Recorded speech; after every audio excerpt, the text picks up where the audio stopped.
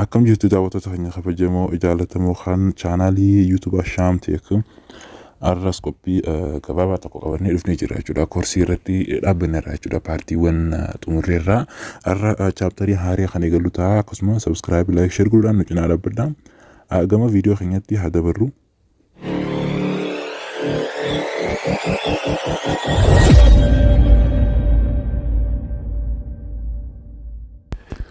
اوكي akkuma beekamu gaa chapteriin nuti eegaluuf deemnu chapterii haaraa jechuudha. Chapter 3 interest rate in the financial system kan jedhu kanarratti qabannee dhufnee jirra jechuudha. Akkuma beekamu gaa chapteriiwwan kanaan dura ilaallee turre chapteriiwwan kanaas akkasumatti duuba deebi'uudhaan ilaaluu dandeessu jechuudha. Akkasuma gaafiiwwan garaagaraa akka itti hirmaattaniif isiniif qopheessaa turre namoonni hedduun irratti hirmaachaa jirtanidha. haalli reetiin namoota filannoo gaafiiwwan deebisan irratti yoo halaallu hedduminaan gaafiiwwan hirmaachuu ittiin jirtanii kanaaf har'amee chapterii saarii kana eegallu the interest rate in the financial systems sirna faayinaansii keessatti dhala akkamitti akka ilaalamu kan as gaditti ilaallu jechuudha. Dhala gosa akkamtu jira? Dhala gosa kamtu nuuf kennama? Gosa kamirratti kenninaa ka jedhu kan ilaalu ta'a jechuudha. Dhala irratti jechuudha interest irratti akkuma beekamu baankiiwwan wantoota akkaawuntii irratti hojjetaman irratti interestiin hedduminaan argama akkasuma wantoota private irratti illee jechuudha. Kanaaf firstly what is interest? Interest rate it is a rate of return paid by a borrowers of fund to a lenders or a price paid by a borrowers for a service or the right to make use of fund for a specific periods.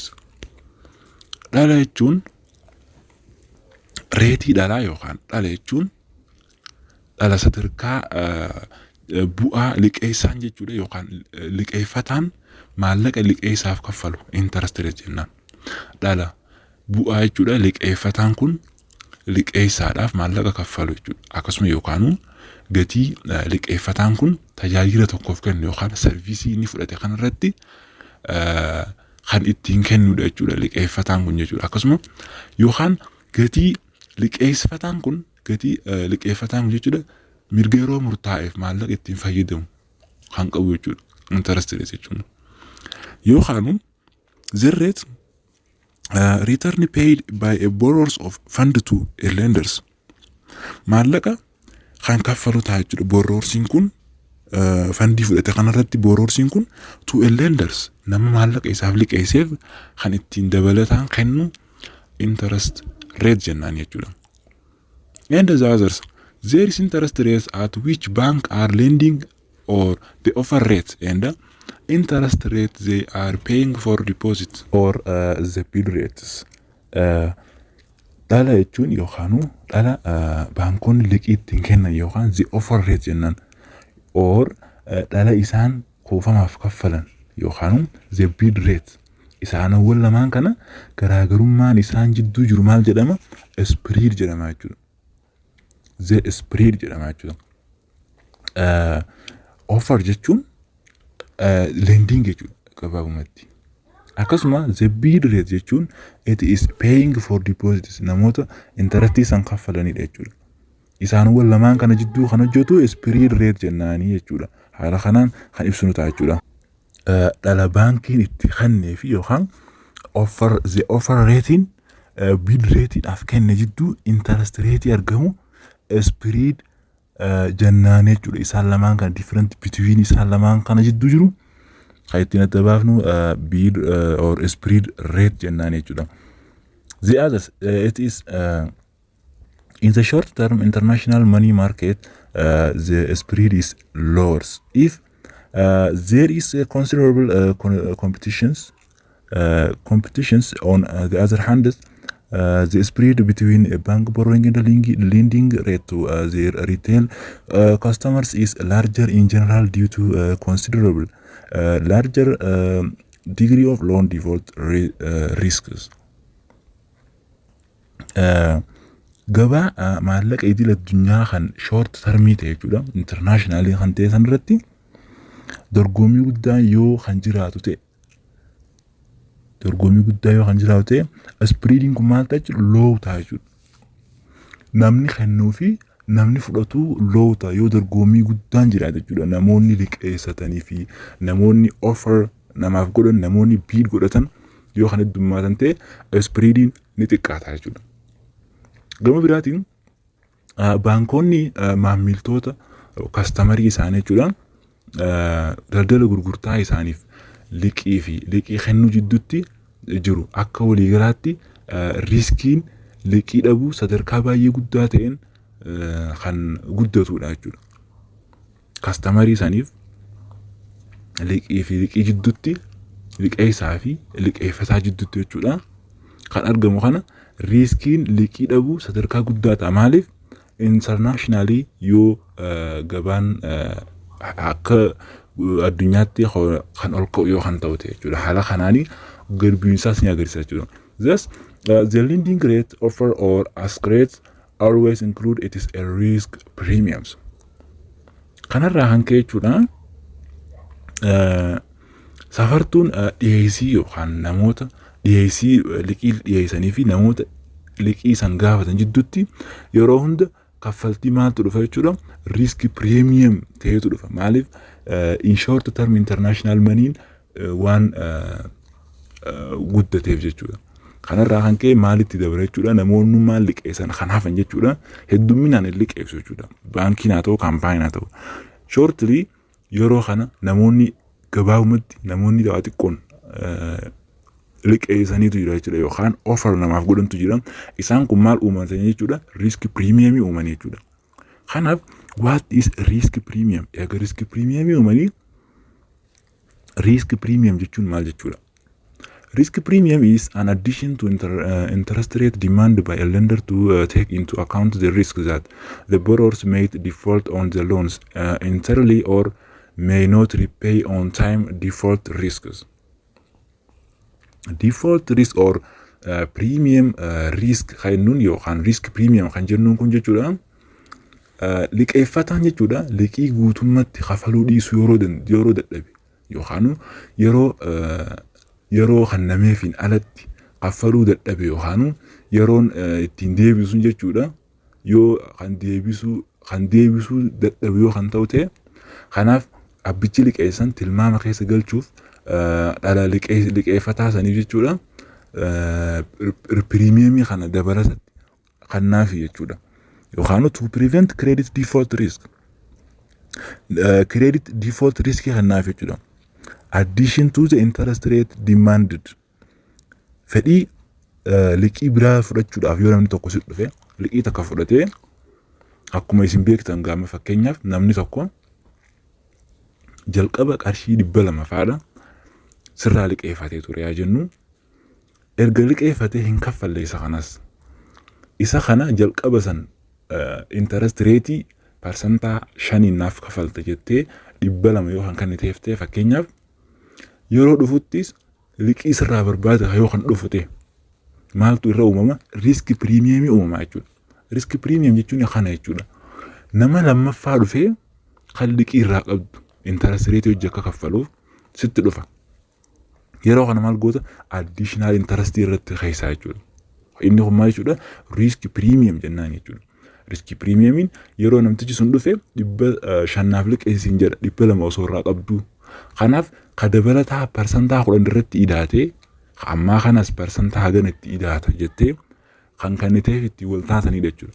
Risk premium jechuun additional interest rate dha jechuudha. Fedhii interest rate dabalachuu yoo kan barbaadu ta'e namoonni akkasii haala kanaan namni kan kennuuf ta'a jechuudha. Okay, there are several factors that determine the risk premiums. Risk premium kana determine godhuudhaaf faaktoriiwwan asii gadi afurtu jira jechuudha beekuudhaaf jechuudha. Risk premium wantoota akkam ta'uu isaa. The first, the perceived credit worthiness of the issuers. Jalqaba irratti dandeettii liqii namaa kennan jechuudha. Kan ittiin akkamta worthiness ta'uu isaa kan issuer irraa ilaaluudha jechuudha. Dandeettii ittiin perceived credit goonuun kan ittiin ilaalu ta'a jechuudha. Risk premium irratti jechuudha. Akkaataa itti factor goonuudha jechuudha. Inni biraa provision of security. Security wan qaban yoo kan kennan ta'e. risk premium dabalataatiif faaktoriiwwan uumantu jira jechuudha. Akkasumas the others interest taxes dhala taaksii yookaan gibira taaksiidhaaf kan kaffalamu yoo kan ta'u ta'e faaktoriiwwan risk premiumidhaaf akka determine goonu ta'an jechuudha. And the first or the last are expected liquidity of security issue. Liquidity one security tokkoof irraa eegamu expect godhu yookaan tilmaama keessa galchuudha. Fakkeenyaaf risk premium kun yoo kan sirratti ida'u ta'e yookaan yoo high ta'u ta'e if the risk premium increased and also expected liquidity of security are also increase. Risk premium additional interest kun yoo kan sirratti dabalu ta'e atis liquidity security kan dabaltu ta'a jechuudha. Faaktoriiwwan determine godhan keessaa riskii jechuun liquidity ati qabdu kana dabaluu qabda. Maaliif risk premium argachuudhaaf risk premium yoo kan sitti ol ka'u ta'e liquidity ol kaafta jechuudha. If a risk premium is decreased, also expected liquidity of a security is also decreases. Akkuma faallaa kaanitti vice versa yeroo risk premium sirraa gad xiqqaatu atis liquidity ittiin security wan ati liquid godhuu deemtu tilmaama keessa galchite jechuudha. Ofirraa decrease goota jechuudha. Atis karaawwan afuran kanaanii risk premium determine godhama jechuudha. And the others the interest rate structures. What is interest rate structures?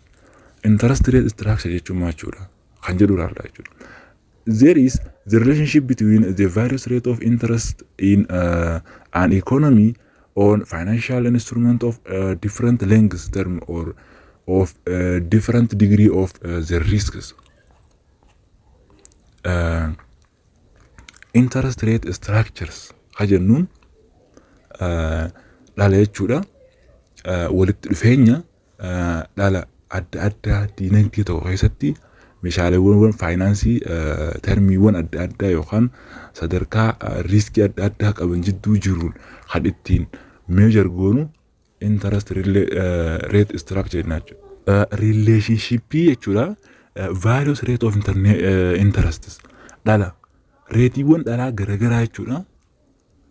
Riskiiwwan digriidhaan garagara ittiin goonu different degree of risk ittiin goonu walitti dhufeenya isaanii kana kan ittiin measure goonu interest rate structure jennaan jechuudha. Haala ittiin interest rateewwan kana interest rate garagaraa kan jalqabaatiif kan akkuma jalqaba premium irratti ilaalle jechuudha. Isaanawwan kana riskii dhufe kanarratti digriidhaan akkamitti differentiate goone kan jennetti ilaalu relationship waan isaan lamaan kana jidduu jiru interest rate structure jennaan jechuudha. And the rate of interest quoted by a financial institution are nominal rate and are used to calculate interest payment to borrowers and lenders. Rating jechuudha sadarkaa dhalaata irratti dhaabbilee yookaan institutioniiwwan faayinaansii irratti reetiiwwan kaffaltii dhalaa liqeessitootaa fi yookaan liqeessaa fi liqeessitootaaf kaffalamu kan shalagu kan ittiin ooludha jechuudha. Nominal rating jechuudha. Kan ittiin jechuudha dhala fudhanne san irratti kaffaltii nuti kaffallu jechuudha. Amma kaffaltii nuuf kaffalamu osoo hin taane nominal rate jechuun garaagarummaa nominal rate fi real rate asirratti isiniif ibsa. Nominal rate jechuun nominal interest rate jechuun dhala fudhanne san dhala nuti baankii irraa fudhanne irraa kaffaltii walirratti idaanee kaffallu. Fakkeenya hojii haa ilaallu ta'a jechuudha. Dhala nuti jechuudha kaffaltii interest nuti fudhanne irratti maallaqa nuti fudhanne irratti interest ittiin kaffallu.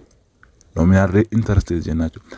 Real rate of interest jechuun immoo dhala nuti kaawwanne irratti kan nuuf dhalatu yookaan kan nuuf ida'amu additional kan nuuf ta'u jechuudha. Kaffaltii nutiif kaffalamu jechuudha. Erga kaawwanne lendingii waan taaneef nuuf ida'ama jechuudha. Baankiin haala kanaan namoonni fayyadamaa jechuudha. Akka amantaatti dhorgaas ta'uu danda'a jechuudha. Garuu namni jechuudha baankii kaayyatee lendingii ta'e jechuudha. yeroo waggaa 5 fi akkanatti reetii interest isaa kan ittiin dabalatudha jechuudha. Kana maal jennaani real interest rate jennaan. Nominal interest rate garuu erga liqeeffattee dabalata waan ittiin idaate kaffaltu nominal rate jennaan jechuudha. And the real interest rate jechuun the difference between the nominal rate of interest and the expected rate of inflations. Akkuma jenne real assetiin real interest ratein kaffaltii dhala nuti fudhanne irratti nuuf dabalamu yookaan kaffaltii nuti maallaqa kaawwanne irratti nuuf dabalamudha. Isa kana jechuun gaa nominal rate fi expected rate of inflation yookaan qaala'insa jireenyaa fuula duraatiif akkasuma nominal rate interestii ittiin namarratti dabalamu san isaan lamaan kana jidduutti differentii uumaa jechuudha. Real interest rate gabaabumatti haala kanaan kan ibsinu ta'a jechuudha. Kanaaf erga kana ta'e formulaawwan real rate of interest fi nominal interest rate beekuu qabna jechuudha. Fakkeenya nominal interest rate irratti immoo formulaan isaa kana jechuudha. Interest rate is equals to 1 plus r or real rate of interest times 1 plus IE or expected rate of inflations minus 1. It is the nominal or real interest rate jennee kan ittiin shalagu ta'a. Isa kana jechuun maallaqa nuti fudhanne irratti dhala parsantaa meeqa akka ittiin kaffallu kaffaltii waliigalaa meeqa akka kaffaluu qabnu kan ittiin ilaallu formulaa isa kanaan jechuudha. In simple interest rate reetii dhalaat irratti immoo yookaan dhala nuuf dabalamu irratti kan ilaallu principal times interest times n or times time jennaan jechuudha. Isaanowwan kanaan interestiin tokko kan nuuf dabalamudha jechuudha formulaa amma himne kanaan. Inni jalqabaa immoo kan itti daballee ofirraa interestii waliin kaffalluudha jechuudha. Okay, fakkeenya itti haa ilaallu mee. Assume that the bank willing to make a loan to you of a bir 1,000. Akka tilmaama tokkotti bankiin tokko liqii liqeessee jechuudha birrii 1,000 jechuudha for 1 years at real rate of interest of 3%. Real interest idhaaf percentii 3 kannee. This means that the end of year as the bank expected to receive back bir 1,030. Akka tilmaamatti jechuudha expect godhee jechuudha bankiin dhuma waggaa irratti maallaqa inni fudhatu 130 ta'uu isaa expect godhee jechuudha. Of purchasing power at current prices. Akka current price irra dhaabbate jechuudha. However, if the bank expected 10% rate of inflations, rate of inflation kanarra dhaabbate jechuudha. Parsantaan 10 bankiin yoo kan tilmaamte jechuudha.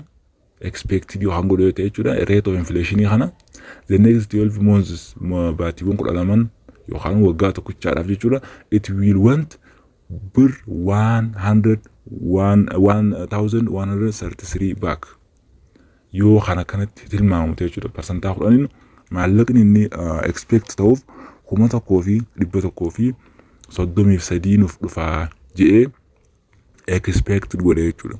Kanaafuu haala kamiin calculate goonee percentage inni kanatti nuuf expect godhee baasee kanaan kaffallaa kan jedhu laallaa jechuudha. The first formulaawwan akkuma jalqaba jennee formulaan nuuf kennamee jira jechuudha. Kanaafuu birrii 1,133 akka deebi'u barbaade jechuudha. Dhibbeentaa 10 birrii meeqa dhibbeentaa 10 birriin 1,130 ol jechuudha. Waliigala kan oomishuuf jechuudha. Dhala barbaachisu dhibbeentaa 13 kan qabu ta'a jechuudha. Dhibbeentaa 13 tuqaa 3 kan ta'e dhala kan qabu ta'a jechuudha. Dhala kana duu akkamitti calculate goonee argannaadha. Kanaaf akkuma jalqabenne kun solutionaaf jalqaba nominal interest jechuudha inni jalqabumaa. Formulaan keenya isa kana R jechuun akkuma jalqaba isin himnetti real rate of interest. Real rate of interest in percentage nuuf kenname 0.03 jechuudha yookaan 3/1000 jechuudha. akkasuma times 1 plus expected rate inflation in keenya percentaa 10 nuuf kenne jechuudha. Percentaa 10 yoo akkasuma kaawwanna jechuudha 0.1 goona jechuudha. And the minus ones erga kanatti arganne takka ida'uu 0.03 1.03 nuuf kenna jechuudha. Akkasuma 1 plus 0.1 in 1.1 nuuf kenna and minus ones. Isaan lamaan kana walitti baay'ifnaa jechuudha. 1.03 times or multiply 1.1 and minus ones. Kanaaf erga walitti daballee isa kana nuuf argamsiisa 1.133 minus 1 nuuf dhufa jechuudha.